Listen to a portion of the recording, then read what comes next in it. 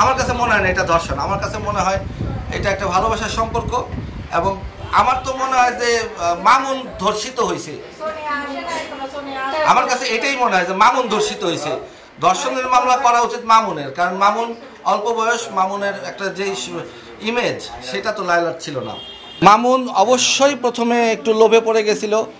মামুনেরও পুরোপুরি দোষ দেওয়া যায় না, যেহেতু অল্প বয়সী ছেলে, সে এতটা আলিশান লাইফ লিড করবে, এতটা জীবনযাপন, সুন্দর সুখের জীবনযাপন, বাড়ি গাড়ি, লাক্সারিয়াস লাইফ, এটা সবাই পছন্দ করে। এখন মামুন একটু লোভে পড়ে গেছিল, কিন্তু ওর উচিত ছিল এটা 2-4-6 মাসের মধ্যে এটাকে ক্লোজ করা।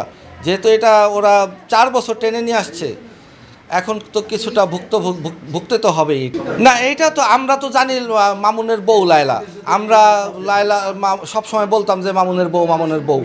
বিয়ে যে হয় নাই এটা আমরা এই রিসেন্ট জানলাম, কিন্তু লায়লা সবসময় বলতো যে আমরা এই ব্যাপারটা বলবো না, এটা রিভিল করব না। বিয়ে হলে অবশ্যই বলতো।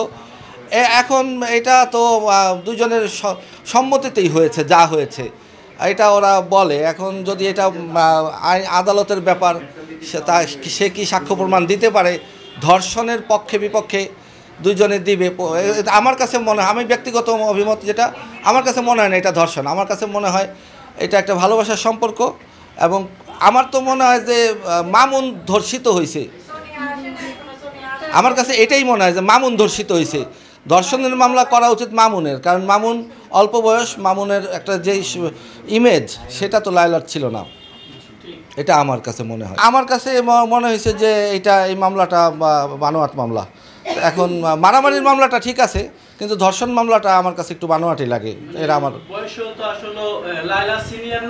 লায়লা অনেক সিনিয়র। লায়লার 40 আপ, সে আমি জানি না বয়স, মেয়েও আছে তার। হ্যাঁ, শিশুই বলা যায়। মানে এটা আমি বলতে চাই না, মানে চাইলে হয়তো ও এটা বলতে পারে যে আমি তো অবুঝ, আমি তো তোমার চেয়ে বয়স্ক, আমি একটা বয়স্ক মহিলাকে কিভাবে ধর্ষণ করলাম, তাই না? সেটা তো মানে এটা আইন আদালতের ব্যাপার, তারা প্রমাণ করবে। আমার ব্যক্তিগত এনজয় না, মেয়েটা ওই মহিলা মামুনকে না ভালোবাসছে। সেই মামলা মোকদ্দমা যা কিছুই করছে, তার পিছনে একটাই রিজন, সে তাকে ফিরে পেতে চায়। এই ধরনের কেসগুলো এমনই হয়, আমরা দেখি আশেপাশে এই কেসগুলো করে, যাতে মামুন এখন কন্ডিশন দেয় যে ঠিক আছে আমি তোমাকে বিয়ে করব, মামলাটা তুলে নাও। এইটাই শেষ পরিণতি। হয়তো মামুন যদি এইটা করে, কালকেই মামুন জেল থেকে ছাড়া পেয়ে যাবে। কিন্তু এইভাবে সম্পর্ক হয় না আসলে। মামুনের মন উঠে গেছে ওখান থেকে।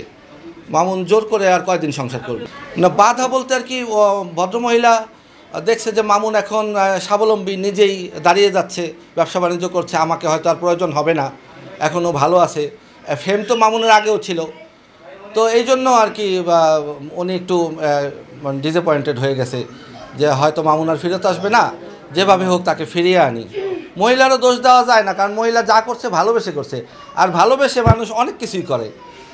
এটা আর কি বলবো।